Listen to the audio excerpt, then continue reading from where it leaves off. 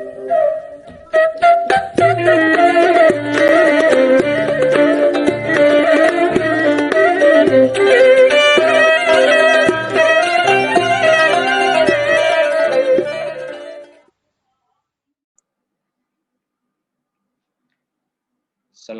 warahmatullahi wabarakatuh. Saudara-saudara, kita lanjutkan pembahasan kita kali ini adalah tentang Minangkabau atau sejarah Minangkabau dari abad ke-7 sampai abad ke-11. Ya. Pada kurun waktu ini Minangkabau lebih dinamis, sejarahnya itu berada di wilayah timur, wilayah timur Minangkabau sekarang. Ya, wilayah timur Minangkabau kalau kita lihat daerah-daerah yang ada di dalamnya itu rata-rata adalah daerah rantau Minangkabau. Kembali ingat apa itu rantau? Itu daerah perluasan wilayah, bukan daerah inti ya. Tapi daerah yang merupakan daerah pengembangan kebudayaan Minangkabau. Nah, mana wilayahnya? Coba kita lihat di peta dulu.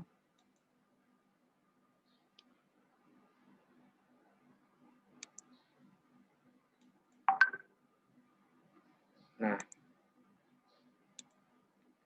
kemarin kita baru selesai sampai abad ke-5. Jadi dari abad ke-1 Masehi sampai abad ke-5 Masehi kita sebut sebagai masa pembentukan masyarakat dan sistem sosial. Wilayah sudah mulai dihuni, maka terbentuklah masyarakat dalam sebuah susunan yang khas, punya sistem sosial sendiri. Ini kan masa-masa pembentukan masyarakat, pembentukan wilayah, dan aturan-aturan. Jadi pada abad ke-7 itu sudah bisa dikatakan masyarakat Minangkabau sudah hidup dalam sebuah susunan yang teratur, sudah mempunyai sistem sosial sendiri, sudah mempunyai aturan-aturan tersendiri. Nah, selanjutnya pada abad ke-7 hingga ke-11 Masehi kita akan melihat di sini. Coba lihat titik-titik ini. Ini semua daerah dari Jambi, Muara Sabak, Muara Tembesi sampai nanti ke Musi, sampai ke Jambi saja dulu ya. Ini disatukan oleh satu sungai besar yang disebut dengan Batanghari. Jadi sebelum Batanghari jangan dipakai sungai ya, karena batang itu sudah menunjukkan arti sungai.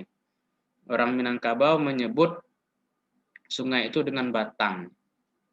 Jadi batang agam, batang sumpu, batang hari. Nah, jadi batang itu tidak pakai sungai lagi di depannya. Nah, sungai inilah yang menghubungkan antara Jambi, kemudian di Damasraya, 50 kota, sampai nanti ke Rokan bertemu di Kampar kanan dan Kampar kiri, terus ke arah ke timur, ke paling timur sampai nanti ke Selat Malaka. Maka daerah-daerah ini disebut sebagai wilayah Minangkabau Timur. M.D. Mansur dalam bukunya memperkenalkan istilah Minangkabau Timur, dalam artian Minangkabau di sebelah timur. Ini barat, yang dekat pantai barat, ini Minangkabau Barat, ini Minangkabau Timur. Tapi dalam buku literatur sejarah kita ditemukan istilah di sini disebut sebagai wilayah pantai timur. Jadi wilayah timur ini pada abad ke-1 sampai abad ke-7 berkembang karena aktivitas perdagangan yang ada di daerah-daerah ini. Ini kalau kita hubungkan, kita anggap ini sebuah sungai, ya beginilah kira-kira. Ini kita hubungkan, ya. Ini bentuknya kira-kira. Oke, kita tebalkan sedikit ya. Ini kita hubungkan. Kemudian kita tambah lagi. Ini kita hubungkan.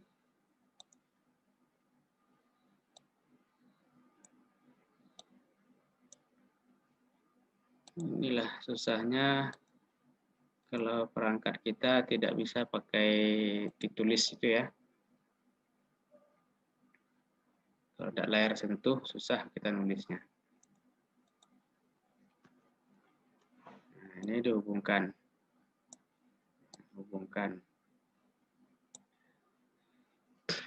Nah, ini Batanghari.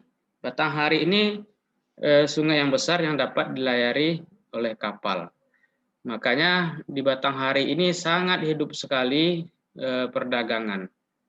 Disinilah tempat berkumpulnya masyarakat ekonomi mulai dari daerah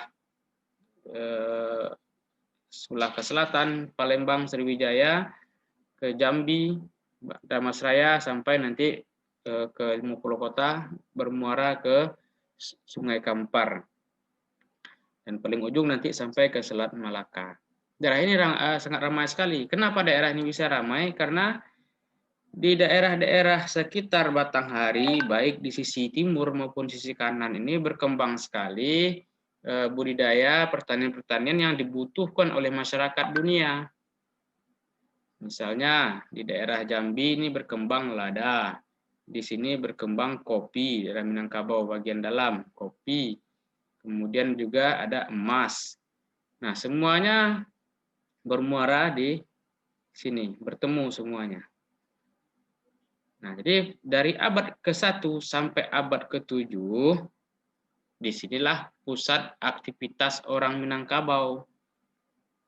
Peristiwa-peristiwa besar itu banyak terjadi di daerah ini. Bagaimana di daerah Dare tidak begitu banyak catatan, karena mereka sudah melewati suatu fase yang sangat rumit, yaitu pembentukan masyarakat dan pembentukan sistem adat.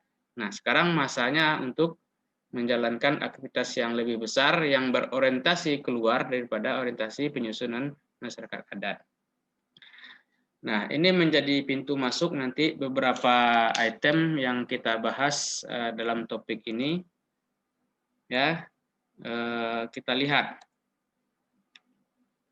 Ini periode ini diperkenalkan oleh MD Mansur. Yang pertama, zaman pengaruh Buddha Hinayana dan peninggalnya hingga abad ke-6. Ya. Kita kembali ke sini. Nah, apa yang akan kita lihat pada masa ini?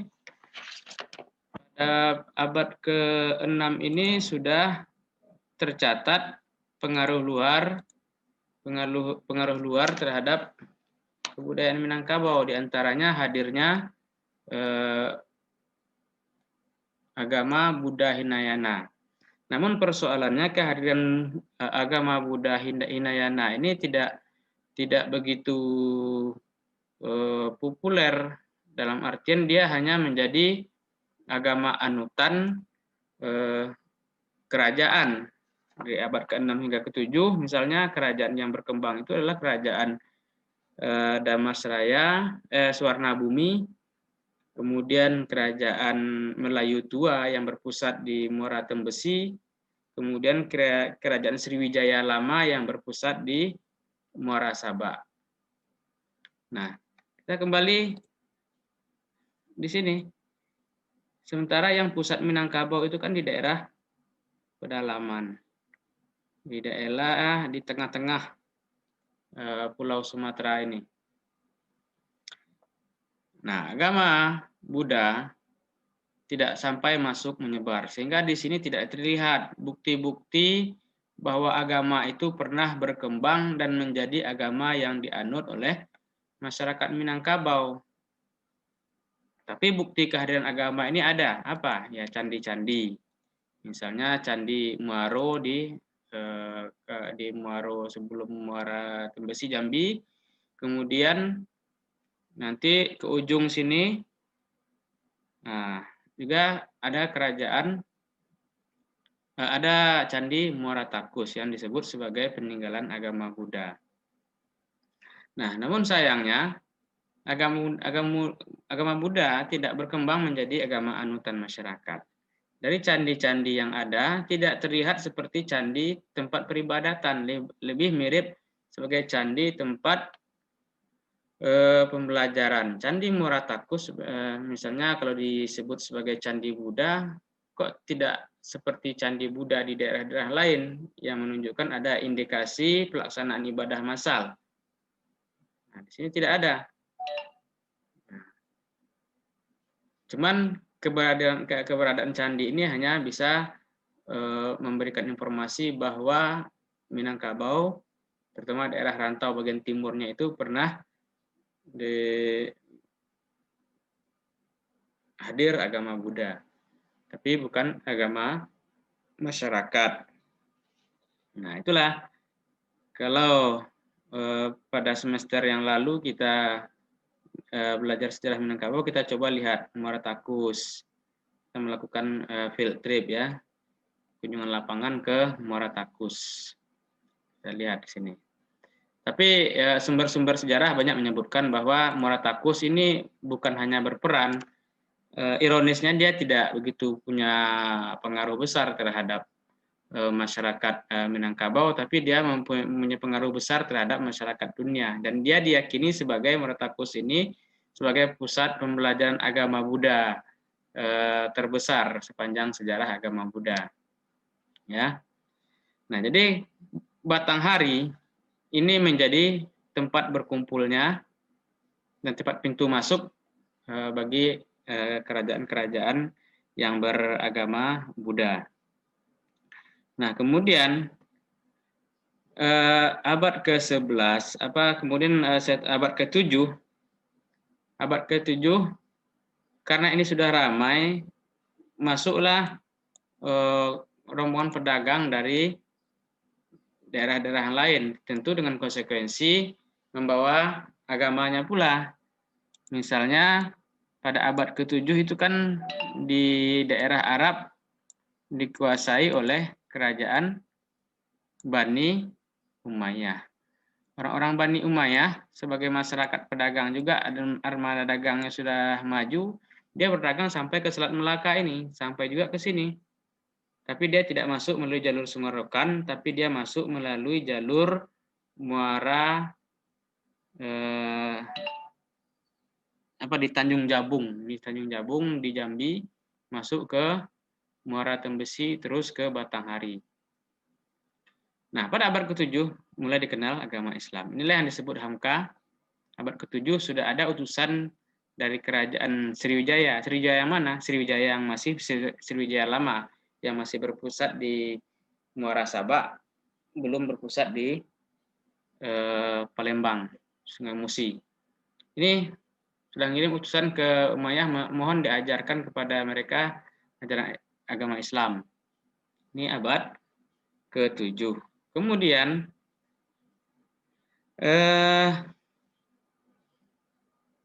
tadi yang pertama kenal agama Buddha, kemudian kenal agama Islam, tapi abad ke-7 ini agama Islam belum masuk jauh sampai ke daerah pusat Minangkabau.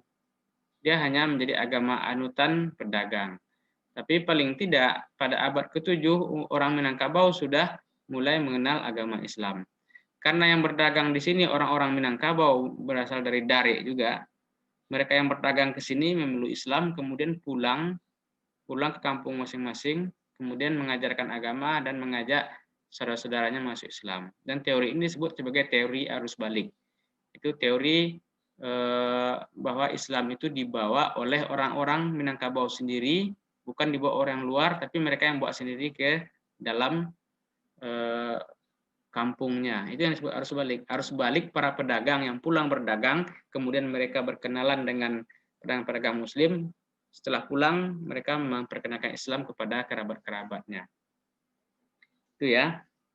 Nah, kemudian juga berkembang agama Buddha Mahayana. Nah, lagi betul apa yang dikatakan oleh pemakalah tadi, bahwa agama Buddha itu baru agama berkembang bersama elit-elit yang membawanya, tidak menjadi agama anutan masyarakat umum. Nah, peninggalan-peninggalannya ya tidak banyak, hanya dalam bentuk tradisi-tradisi lokal yang kalau dibilang agama Hindu ya tidak Hindu juga, cuman ada praktek-praktek tertentu dari agama Hindu yang dia pakai, yang sama sekali tidak dia kait-kaitkan untuk pemujaan dewa seperti Hindu. Penggunaan kemenyan bukan untuk pemujaan, tapi untuk pewangi ruangan bagi masyarakat Minangkabau. Pewangi ruangan satu, kemudian kedua sebagai penanda dalam prosesi acara. Kalau kemayan sudah dibakar, itu pertanda acara sudah mulai, tidak boleh lagi melakukan aktivitas yang lain-lain. Jadi terjadi proses pengolahan membakar kemenyan yang aslinya tradisi Hindu dibawa menjadi tradisi masyarakat Minangkabau. Tapi di Minangkabau tidak terkait dengan upacara keagamaan. Misalnya kumayan atau dalam bahasa agama Hindu dan Buddha itu adalah dupa. Dupa itu adalah pengantar untuk menyampaikan doa-doa kepada. Tapi ini kan tidak. Mereka membakar kumayan bukan untuk penyampai doa-doa. Jadi bagaimana cara memaknai ini? Coba lihat. Setiap membakar kumayan apa yang disebut oleh orang Minangkabau. Misalnya, kok kita mulai doa lainnya, ya kan? Kemudian dibakar kumayan. Jadi kalau sudah dibakar kumayan itu, ya jangan lagi yang lain, jangan lakukan aktivitas yang lain. Ya cukup untuk sekedar penanda bahwa acara akan dimulai. Nah, begitu.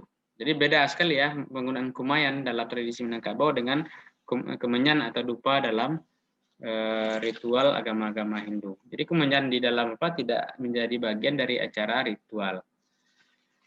Oke, ini cerita kita dari abad ke-7 sampai ke-11. Orang Minangkabau sudah mulai berkenalan dengan dengan agama-agama luar, yaitu agama Hindu, Buddha, dan Islam. Tapi tidak signifikan, belum sampai masuk ke dalam masyarakat pedalaman Minangkabau atau bahasa Minangkabaunya ke daerah Dare. Nah, baru abad ke-11 ketika kerajaan Fatimiyah berkuasa di Mesir, itu kan kerajaan Umayyah sudah tidak ada lagi. Fatimiyah di Mesir yang berorientasi ke Syiah, dia juga mengembangkan armadanya untuk berdagang ke Selat Melaka. Tapi dia masuk lewat jalur Rokan, dia tidak masuk ke jalur Jambi. Dari Sungai Siak, kemudian sampai ke Rokan, sampai nanti di Kampar, Kuntu, maka berdiri kerajaan Islam Kuntu Darussalam abad ke-11. Tapi beraroma Syiah. Nah, lagi-lagi Islam tidak sampai ke dalam. Tapi meskipun penganjur Islam tidak sampai ke dalam, tapi yang membawa Islam sampai ke dalam daerah Dare ini adalah orang-orang Minangkabau sendiri. Ya, inilah cerita kita bahwa abad ke-7 sampai abad ke-11 itu adalah masa-masa berkembangnya aktivitas orang Minangkabau di sekitar hulu sampai hilir Batanghari. Ya, ke Melaka belum terlalu fokus karena mereka cukup membawa hasil buminya sampai ke Damasraya. Dari Damasraya baru dibawa ke Batanghari dan segala macamnya. Kemudian sampai di sini cukup sampai di daerah Kampar, kemudian dari Kampar baru dibawa oleh pedagang luar menuju ke Selat Melaka untuk dioper ke seluruh dunia. Jadi intinya apa? Intinya masyarakat Minangkabau sudah abad ke-7 hingga abad ke-11, nanti 14 nantilah kita bahas, sampai 11 saja dulu. Sudah mulai berkenalan dengan unsur-unsur agama Buddha, agama Hindu dan Islam. Ya. Dalam konteks sejarah bahwa abad ke-7 sampai abad ke-11 adalah berkembangnya aktivitas perdagangan di wilayah Minangkabau bagian timur. Mana Minangkabau yang bagian timur? Ya ini. Ini bagian barat, seluruh pantai barat. Ini pantai timur. Ini MD Mansur menyebutnya sebagai Minangkabau Timur. Nah, jadi pembahasan kita tidak banyak-banyak. Kita mengenali wilayah dulu ya. Mana kalau ada buku yang menyebut Minangkabau Timur, ingatan kita langsung ke sini. Nah, idealnya kan kita akan jalan-jalan ke sini melakukan field trip. Mana saja yang menjadi daerah pusat aktivitas orang-orang Minangkabau pada abad ke-7 hingga abad ke-11, yaitu di Batanghari.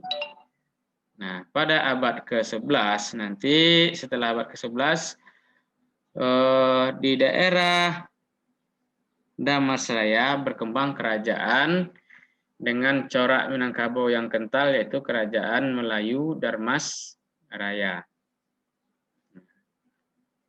Kerajaan Melayu Darmasraya ini dalam cerita di makalah berikutnya berkembang menjadi sebuah kerajaan yang besar yang mewarisi kekuasaan kerajaan Sriwijaya lama. Sriwijaya wilayahnya luas, setelah Sriwijaya runtuh digantikan oleh Melayu Damasraya dengan mengambil wilayah yang sama dengan wilayah bekas Sriwijaya. Jadi itu saja ceritanya.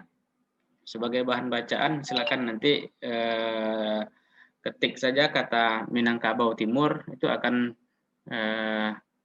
jelas terlihat apa isu yang dibawa di daerah ini, atau peristiwa apa yang menjadi pokok pembicaraan sejarah di wilayah Minangkabau Timur. Dari segi waktu itu di antara abad ke-7 sampai abad ke-11. Dari segi tempat spasial inilah wilayah timur Minangkabau. Terima kasih. Assalamualaikum warahmatullahi wabarakatuh.